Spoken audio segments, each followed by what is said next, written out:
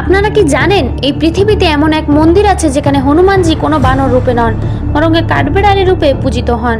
এটি হলো উত্তরপ্রদেশের আলিগড়ে অবস্থিত শ্রী গিলাহরাজ মন্দির।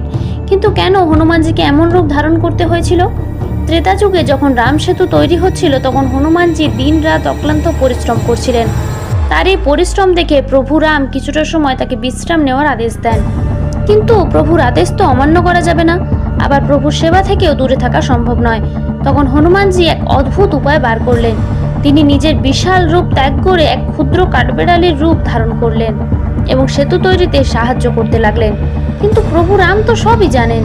তিনি হনুমানজির এই ভক্তি ও নিষ্ঠা দেখে খুশি হয়ে পরম স্নেহে কাঠবিড়ালি রূপী হনুমানজির পিঠে হাত বুলিয়ে দেন। তাই আজও শ্রীরামের সেই 3 আঙ্গুলের দাগ সব কাঠবিড়ালির পিঠেই দেখা যায়। আর এই মন্দিরে হনুমানজির এই বিশেষ রূপেরই পুজো করা হয়।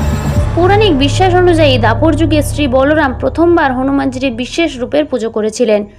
এছাড়াও বিশ্বাস করা হয় কোনো ভক্ত যদি টানা 41 দিন এই মন্দিরে এসে হনুমানজির দর্শন ও পুজো করেন তবে তার জীবনের সর্বোচ্চ কষ্ট ও সমস্যাও দূর হয়ে যায়।